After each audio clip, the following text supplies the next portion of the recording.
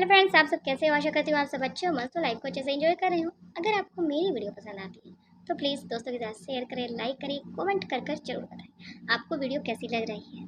Please please आपकी support की बहुत ज़रूरत है। प्लीज़ कमेंट सेक्शन में कमेंट करना मत भूलना और शेयर करना भी मत भूलना। जल्द में से ही न्यू एपिसोड के साथ उसी में शुरू करते हैं वीडियो को। सुबह सुबह की हल्की रोशनी धीरे धीरे लाइफ केयर हॉस्पिटल की खिड़कियों से अंदर आ रही थी। रात भर की बेचैनी के बाद आखिरकार डॉक्टरों ने अनिका को घर ले जाने की अनुमति दे दी थी। उसके हाथों पर अब भी पट्टियां थी, लेकिन अनिका ने जानबूझकर पूरी बाजू वाले कपड़े पहन लिए थे। वह नहीं चाहती थी कि घर के किसी भी सदस्य को उसकी चोटों के असली गंभीरता का अंदाजा हो। ये सब भूमिका को भी बता दिया था और भूमिका ने सनी को समझा दिया था। उसके चेहरे पर वही सामान्य शांति थी, जैसे कुछ हुआ ही ना। घर पर काफी परेशान थे सभी, जब से उन्हें पता लगा था अनिका का छोटा सा एक्सीडेंट हुआ है। लेकिन भूमिका ने सभी को शांत रखा और शांति बनाए रखने के लिए कहा।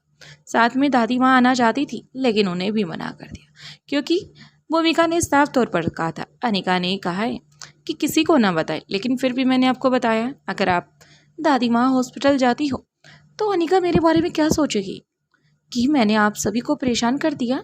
वो नहीं चाहती कि उसकी वजह से कोई भी परेशान हो। भूमिका ने अपनी बातों के जाल में सभी फैमिली वालों को अपनी तरफ कर लिया था और साथ में ये कहा था, अनिका को नॉर्मल रखने की कोशिश करना, अनिका को काफ़ी प्रेशराइज करने की कोशिश मत करना।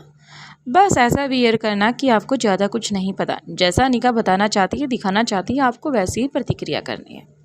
उसके चेहरे पर वही सामान्य शांति फिर से भूमिका के बन जाती है। कौटिल्य उसके पीछे खड़ा होकर ये सब नज़ारा देखकर उसे हंसी भी आ रही थी, लेकिन उसे पता था अनिका की कंडीशन कैसी है। अगर परिवार में किसी को भी थोड़ी सी भी भनक लगी तो शायद दादी माँ टूट जाएगी।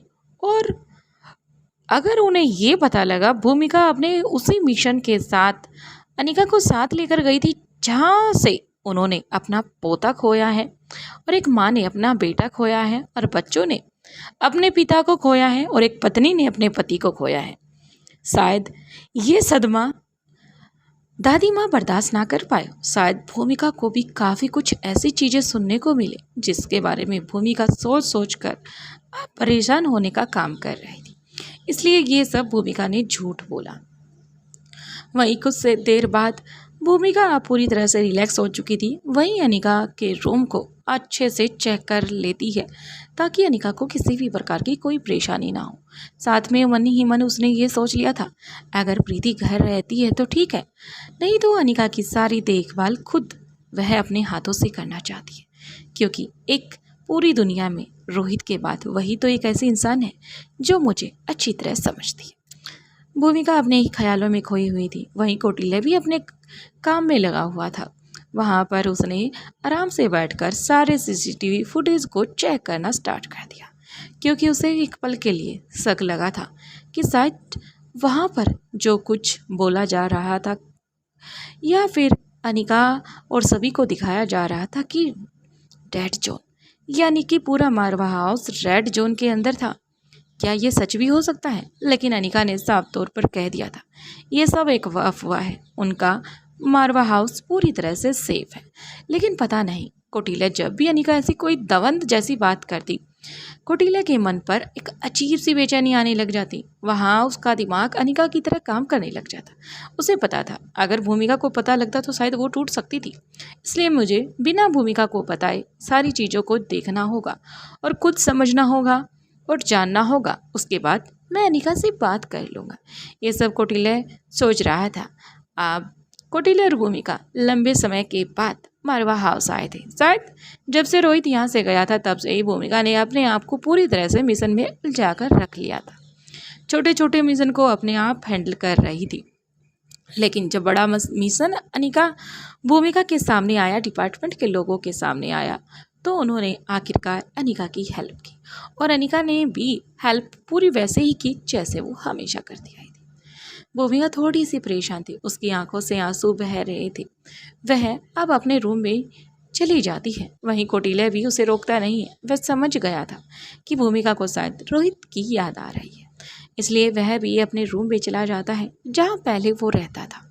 परिवार वाले काफ़ी खुश नज़र आ रहे थे क्योंकि भूमिका वापस आ गई है।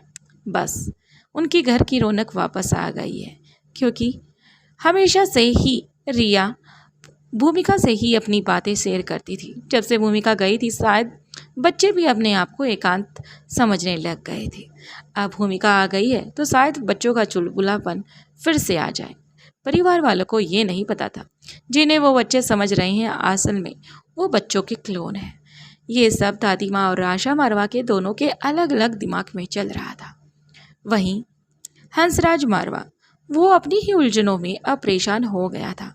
उसे समझ नहीं आ रहा था, जहाँ वह परिवार को, लोगों को एक दूसरे के मन से अलग करने की कोशिश कर रहा है, लेकिन ये फैमिली बार बार एक दूसरे के करीब आ रही है।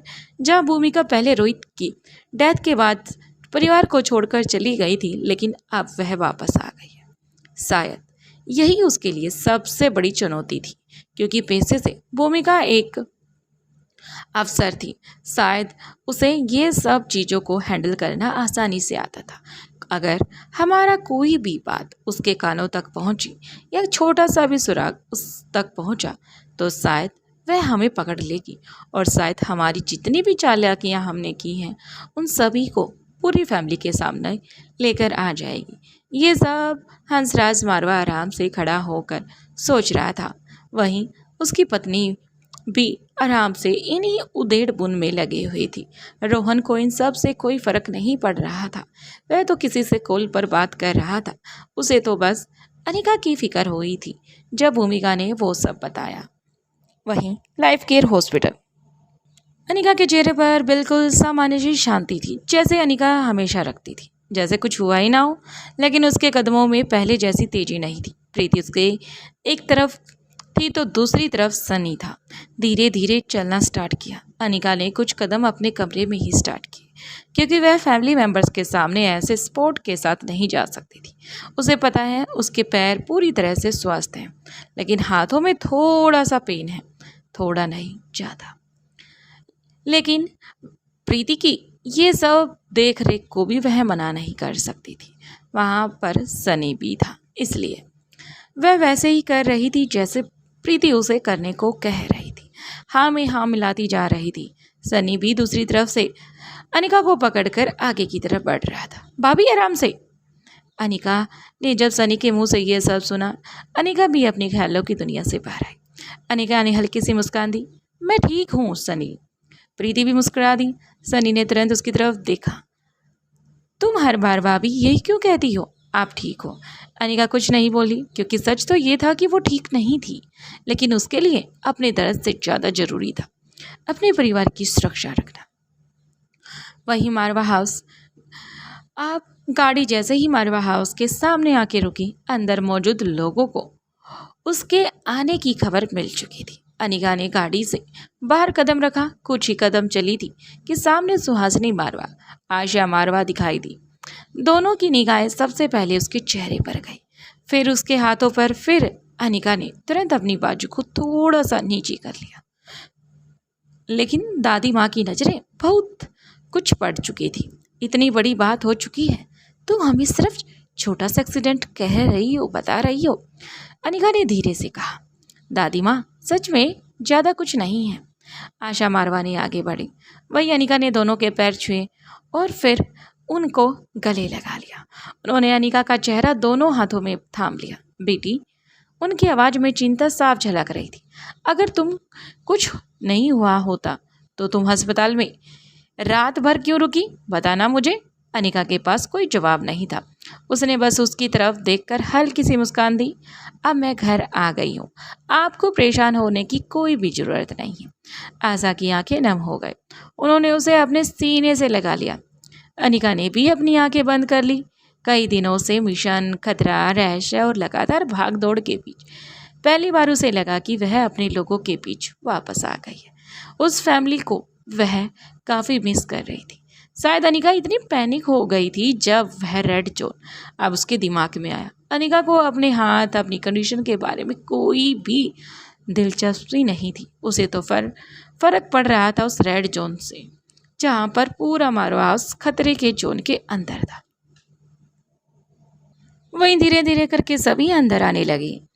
कुछ देर बाद बच्चे आर्यन, अलेक्जेंडर और रिया भी अनिका को देखने के लिए तरफ दौड़े। मम्मा मम्मा, तीनों की आवाज एक साथ गूंजी।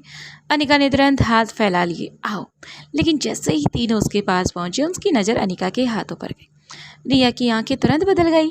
उसकी तकनीक प्रणाली ने अनिका के शरीर को स्कैन करना स्टार्ट कर दिया। अलेक्जेंडर ने भी अनजाने में ही वही किया। आर्यन ने भी कुछ पल अनिका को देखा, फिर अनिका के हाथ को देखता रहा। फिर धीरे से बोला, मम्मा आपको दर्द हो रहा है? अनिका एक पल के लिए चौंकी।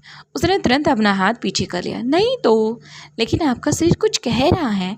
अलेक्जेंडर की बात सुनकर प्रीति भी कुछ पल के लिए शांत हो गई।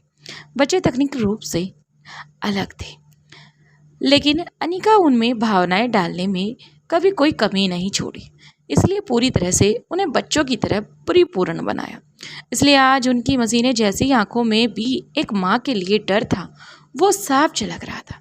रिया की आंखें नम हो गई। आप हमें छोड़कर फिर कहीं मत जाना मम्मा। ये सुनते ही अनिका का दिल भर आया। वह नीचे बैठी और तीनों को अपने पास बुलाया, खींच लिया। मैं कहीं नहीं जा रही, पक्का? प्रॉमिस। आर्यन ने भी कहा, मम्मा प्रॉमिस? हाँ प्रॉमिस। फिर आर्यन ने पूछा। अनिका ने उसके माथे पर चूम लिया, पक्का बाबा? आशा मारवा ने बच्चों को देखा, फिर दादी माँ की तरफ देखा। दादी माँ ने बहुत हल्का सा कुछ इशारा किया। आशा समझ गई। उन्हें तुरंत बच्चों को कंधों पर हाथ रखा था। चलो बेटा, मामा को थोड़ा आराम करने दो, क्योंकि अनिका भावुक हो गई थी और भूमिका ने स्पेशल एक हिदायत दी थी कि अनिका परेशान ना हो। वो बस यही चाहती थी। भूमिका ऊपर से देख रही थी। भूमिका अनिका के सामने नहीं आना चाहती थी। शायद कब से वह मजबूत बनकर परिवार की ढाल बनकर उनके साथ खड़ी थी। अगर अनिका का सामना करती तो शायद पल भर में वो ढाल पूरी तरह से मोम की तरह पिघल कर सभी के सामने बह जाती। रिया जाना नहीं चाहती थी, लेकिन आशा ने बड़े ही प्यार से समझाया, मम्मा को अभी आराम की जरूरत है बेटा, हम बाहर चलते हैं। तीनों बच्चे बार बार पीछे मुड़कर अनिका को देख रहे थे। वही कमरे से बाहर निकल गए। अनिका उन्हें जाते हुए देखती रही। उसकी आंखों में एक अजीब सी चमक थी। उसे पता था बच्चों ने सिर्फ उसकी चोट नहीं देखी, उन्होंने उसके भीतर छिपा हुआ डर भी महसूस कर लिया था, क्योंकि वह बच्चे ने हाई टेक्निक के रोबोट्स थे। शायद ऐसे रोबोट्स जो कि उन व्यक्तियों को भी पूरी तरह नष्ट कर सकते थे जो व्यक्ति कुछ दिन पहले मारवा हाउस के बाहर खड़े होकर अंदर अटैक करने की कोशिश कर रहे थे। वहीं रोहन मारवा कमरे के दूसरे कोने में रोहन मारवा भी खड़ा था। वह काफी देर से सब कुछ देख रहा था। उसके चेहरे पर अजीब से भाव थे। एक तरफ अनिका को देखकर उसे सच में चिंता हो रही थी। वह जानता था अनिका अकेले कितनी जिम्मेदारियां संभाल रही है, बच्चे, परिवार, काम और उसके ऊपर इतने सारे खतरे, वो भी उन लोगों द्वारा दिए जाने वाले जो अनिका से नफरत करते हैं। दिल के किसी कोने में वह अनिका की इज्जत करता था, शायद उसे पसंद भी करता था, लेकिन फिर उसके दिमाग में अपने मोम डैड की बातें घूमने लगी। रोहन, अगर रोहित के बाद इस घर पर, कंपनी पर किसी का अधिकार होगा तो वो तुम्हारा होगा। बस अनिका को अपने रास्ते से हटाना होगा। वो सब बातें याद आकर उसे लगा कि शायद ये सब इंसिडेंट उसके मोम डैड ने ही तो नहीं कराया। रोहन ने मुठियां अपने आप भी बंद हो गई। वह अनिका की तरफ देखता रहा, फिर धीरे से नजरें हटा ली। उसके माता पिता ने उसके मन में लालच, अधिकार की ऐसी दीवार खड़ी कर दी थी। वह अपने असली भावों को स्वीकार ही नहीं कर पा रहा था। उसके लिए मारवा हाउस सिर्फ एक घर नहीं था, एक विरासत थी। मारवा इंडस्ट्री, मारवा हाउस और रोहित के बाद मिलने वाली सारी संपत्ति। उसके माता पिता उसे लगातार यही समझाते आए थे। शायद उसकी स्टडी को बीच में पेंडिंग करवाकर इंडिया लेकर आए थे। तुम इस परिवार के असली वारिस हो। तुम्हें वो छोटी मोटी नौकरी करने के लिए वो सब पढ़ाई करने की कोई ज़रूरत नहीं है। ये सब बातें उसकी माँ ने उसके दिमाग में पूरी तरह से भर दी थी जब से रोहित के बारे में उन्हें पता चला था। लेकिन आज अनिका को घायल देखकर उसके अंदर अपनी पहली बार एक सवाल उठा, अगर वह सच में मेरी दुश्मन है तो फिर उसे दर्द देखकर मुझे इतना बुरा क्यों लग रहा है। वह तुरंत कमरे से बाहर निकल गया। उसे खुद अपने दिल से डर लगने लगा था, अपने आप से। वहीं अनिका अकेली रूम के अंदर। कुछ देर बाद कमरे में सिर्फ अनिका, दादी माँ और आशा मारवा रह गई थी। दादी माँ ने उसके पास बैठ गई। बेटा, एक बात पूछूं? अनिका ने उनकी तरफ देखा। जी। तुम्हें सच में सिर्फ छोटा सा एक्सीडेंट हुआ था ना? एक पल के लिए कमरे में खामोशी छा गई। अनिका ने दादी माँ की आंखों में देखा। उसे पता था ये सवाल सिर्फ चिंता का नहीं था, वह उसकी आंखों को पढ़ने की कोशिश भी कर रही थी। लेकिन अनिका ने अपनी भावनाओं पर नियंत्रण रख लिया। हाँ दादी माँ, आपको कितनी बार तो बता चुकी हूँ, उसने बहुत ही शांत आवाज में कहा। बस रास्ते में थोड़ा सा हादसा हो गया था, जिस कारण से अगर मैं रात को घर वापस आती तो शायद आप लोगों को काफ़ी परेशानी होती और फिर आप मुझे हॉस्पिटलाइज करते। शायद मैं घर आने के बारे में कहती तो शायद आप आने भी नहीं देते। इसलिए दादी माँ ने कुछ नहीं कहा, सिर्फ उसके सिर पर हाथ रख दिया और फिर आशीर्वाद दिया। बेटा, हमेशा खुश रहो। लेकिन जाते जाते उसकी नज़र एक पल के लिए अनिका की बाजू पर टिक गई। वह कपड़े के नीचे से पट्टी का हल्का सा उभार साफ दिखाई दे रहा था। दादी माँ की आंखों में चिंता उतर गई। उसने अनिका से पूछना सही ना समझा और उसी वक्त मारवा हाउस के बाहर लगे सुरक्षा कैमरे की स्क्रीन एक छोटी सी लाल बत्ती चमक उठी। सिस्टम ने कुछ सेकंड के लिए किसी बाहरी सिग्नल को पकड़ लिया, फिर सिग्नल गायब हो गया। किसी को कुछ पता नहीं चला, लेकिन अनिका के कमरे में रखे उसके फ़ोन की स्क्रीन हल्के से चली। एक संदेश आया, तुम घर पहुंच गई हो, अब मैं भी घर आ रहा हूँ। इतना कहकर अनिका उस मैसेज को देख रही थी। अगर ये किसका था? अननोन नंबर से था। लेकिन अनिका ने फिर अपने फ़ोन को अपने पास रखा और कुछ देखने लग गई। तभी उसे महसूस हुआ कि शायद मारवा हाउस के जितने भी सीसीटीवी फुटेज हैं उनके अंदर कोई अपने आप की एंट्री करा रहा है। लेकिन अनिका के सिस्टम, अनिका के हैकिंग पावर को तोड़ना उस व्यक्ति के बस की बात नहीं। ये सोचकर अनिका को हंसी आ रही थी। लेकिन जैसे ही अनिका के 2 कैमरे पूरी तरह से उसके कंट्रोल में हुए, ये देखकर अनिका हैरान रह गई। उसे समझ नहीं आ रहा था आखिर ये कौन इंसान है जो उसके इन सभी कंट्रोल सिस्टम को, इतने हाई सिस्टम को तोड़ने की कोशिश कर रहा है। तभी अनिका ने अपना लैपटॉप ऑन किया और लगातार कुछ टाइप करने लगी। जहां अनिका के हाथ में दर्द हो रहा था, वह अपने हाथ लेफ्ट हैंड को पूरी तरह से रिलैक्स कर देती है और राइट हैंड से टाइप करने लग जाती है। कुछ देर बाद अनिका उस व्यक्ति तक पहुंच चुकी थी। उसकी आईडी, उसकी लोकेशन, सब कुछ अनिका के फ़ोन में मैसेज के टाइप से शो हो चुका था, क्योंकि वह व्यक्ति मारवा हाउस के अंदर था और रूम नंबर इसमें था। अब अनिका को समझने में देर न लगी, आखिर ये सब कौन कर रहा है। अनिका शांत हो गई और चुप होकर वह वो सब देखना चाहती थी। आखिर क्या वह व्यक्ति आगे के भी ऐसे ही कैमरों को अपने कंट्रोल में करता है या फिर नहीं? ये अनिका के लिए सोचनेजनक बात थी। वहीं दूसरी तरफ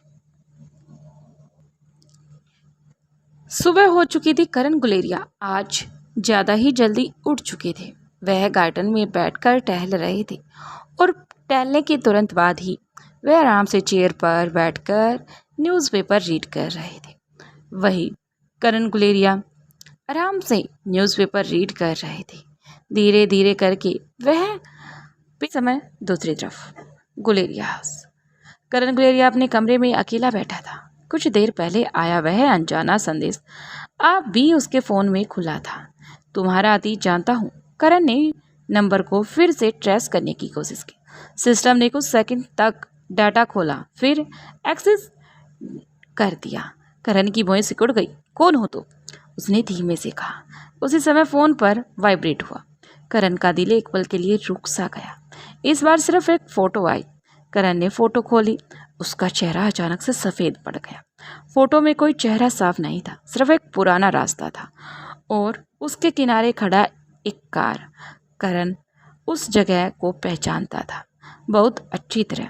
उसकी आंखों के सामने वर्षों पुरानी एक घटना घूमने लगी, जिसमें तुरंत फ़ोन लॉक हो गया। उसने खुद से कहा, ये बात किसी को पता नहीं चल सकती। तभी दरवाजे के बाहर से एक आवाज़ आई, पापा। करण ने झट से फ़ोन जेब में रख दिया। आवाज़ आकाश की थी। करण ने अपनी आवाज़ सामान्य करते हुए कहा, हाँ आओ। आकाश अंदर आया। आप इतने परेशान क्यों हैं? करण ने उसकी तरफ देखा। कुछ पल के लिए उसके चेहरे पर पिता जैसा स्नेह उभर आया, लेकिन अगले ही क्षण उसे उस अनजान संदेश की याद आई। किसी को पता था वह सच जिसे करण वर्षों पहले अपने सीने में दबाकर बैठा था। वह अगर सच बाहर आया तो सिर्फ करण की जिंदगी बदलेगी, आकाश की पूरी दुनिया बदल जाएगी। करण ने खुद को संभाला। कुछ नहीं, बस काम का थोड़ा सा तनाव था। आकाश चला गया। दरवाजा बंद होने के बाद ही करण ने फिर फोन निकाला। स्क्रीन पर नया संदेश आ चुका था, एक रहस्य छुपाने के लिए। तुमने बहुत साल लगा दिए हैं करण। करण की उंगलियां फोन पर जम गई थी। उसके नीचे दूसरी लाइन उभरी, लेकिन अब तुम्हें पता चलेगा आखिर सच बाहर आना किसे कहते हैं और छुपाना किसे कहते हैं। वहीं बाकी का नेक्स्ट एपिसोड में देखते हैं। वीडियो पसंद आए तो लाइक करें। बच्चों के कानों में आखिरी आवाज अब भी गूंज रही थी। एक बार 7वें रास्ते पर कदम रख दिया तो वापस लौटना संभव नहीं था। आर्यन ने सबसे आगे कदम बढ़ाया, उसके पीछे अलेक्जेंडर ने, फिर रिया ने। अब्दुल और जॉन सबसे पीछे थे। जैसे ही आखिरी बच्चा उस सकरे रास्ते से दाखिल हुआ, थड़ा पीछे की दीवार अपने आप बंद हो गई। ऐसा लगा वहां कुछ नहीं था। अब्दुल पलटकर उसे देखने लगा। मैंने कहा था ना, पीछे का रास्ता बंद हो जाएगा। रिया ने उसे घूरा। अब क्या करोगे? अब्दुल ने गहरी सांस ली। अब आगे ही जाना पड़ेगा। अलेक्जेंडर हंस पड़ा। बहुत बड़ी बड़ी खोज हमने की है, ये भी हम आगे चलकर एक नई खोज, एक नए रहस्य को जानेंगे। लेकिन इस बार आर्यन बिल्कुल शांत था। उसकी नज़र सामने थी। सकरी सुरंग धीरे धीरे चौड़ी हो रही थी और कुछ दूरी पर हल्की नीली रोशनी भी दिखाई दे रही थी। धीरे धीरे करके बच्चे आगे बढ़ रहे थे, क्योंकि 7वां द्वार और भी भारी और मुश्किल था, जैसा कि सबसे पहले ही बताया गया था। बच्चे जैसे ही उस रोशनी के करीब पहुंचे, जमीन के नीचे से हल्की कंपन महसूस हुई। गड़ गड़ गड़ गड़। रिया ने तुरंत दीवार को छुआ। ये जगह बदल रही है। अलेक्जेंडर ने तुरंत अपना सिस्टम एक्टिव किया। सिर्फ रास्ता नहीं, पूरा रास्ता घूम रहा है। अचानक उनके सामने 3 रास्ते बन गए, बाएं, बीच वाला और दाएं वाला। तीनों बिल्कुल एक जैसे। अब्दुल ने तुरंत कहा, बीच वाला मत लेना। आर्यन ने पूछा, क्यों? क्योंकि मैंने हमेशा फिल्मों में बीच वाला रास्ता खतरनाक होता है, इसलिए। जॉन ने माथे पर हाथ मार लिया। भले ही रोबोट था, लेकिन वह भी वैसी प्रतिक्रिया दे रहा था जैसे रियल इंसान। वहीं रिया ने अपना सिर पकड़कर कहा, आपको यहाँ पर कोई मूवी की शूटिंग हो रही है या फिर किसी मूवी सेट जैसा लग रहा है जो आपने अभी इस बात की? अब्दुल सक पका गया और शांत हो गया। हम फिल्म में नहीं हैं, ये तो सबसे बड़ी समस्या है। रिया मुस्कुराती। लेकिन तभी तीनों रास्तों की दीवारों पर एक साथ स्क्रीन चल पड़ी। हर स्क्रीन पर एक ही तस्वीर थी, अनिका। बच्चे चुप हो गए। रिया ने धीरे से स्क्रीन के करीब गई। मम्मा। स्क्रीन पर अनिका छोटी उम्र में दिखाई दे रही थी। फिर दृश्य बदल गया। वही घर, वही पहाड़, वही कमरा जहाँ से उसकी माँ की कहानी शुरू हुई थी। लेकिन इस बार स्क्रीन पर एक चीज अलग थी। अनिका के कमरे के बाहर एक अनजान व्यक्ति की परछाई खड़ी थी। चेहरे दिखाई नहीं दे रहा था, बस हाथ में एक छोटी सी फाइल थी। आर्यन की आंखें सिकुड़ गई। ये व्यक्ति पहले भी दिखाई दिया चुका है, लेकिन इसका चेहरा अब भी हमसे ओझल है। अलेक्जेंडर ने तुरंत पुरानी रिकॉर्डिंग की तुलना उससे करने लगा। कुछ सेकंड बाद उसकी आवाज़ बदल गई। हाँ, ये परछाई हमें पहले भी मिल चुकी है। रिया ने स्क्रीन को ध्यान से देखा, लेकिन ये कौन है? कोई जवाब नहीं आया। तभी स्क्रीन बंद हो गई और तीनों रास्तों में से केवल बीच वाला रास्ता पर रोशनी जल उठी। आर्यन ने गहरी सांस ली। शायद हमें रास्ता चुनने की जरूरत ही नहीं है।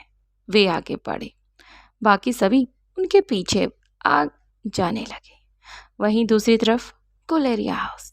करण अब भी उसी अनजान संदेश को देख रहा था। उसने नंबर फिर से ट्रेस किया। इस बार उसे एक लोकेशन का छोटा सा संकेत मिला, दिल्ली। करण चौंक गया। दिल्ली? उसने तुरंत सिस्टम को और गहराई से स्कैन करने की कोशिश की, लेकिन लोकेशन कुछ सेकंड बाद फिर गायब हो गई।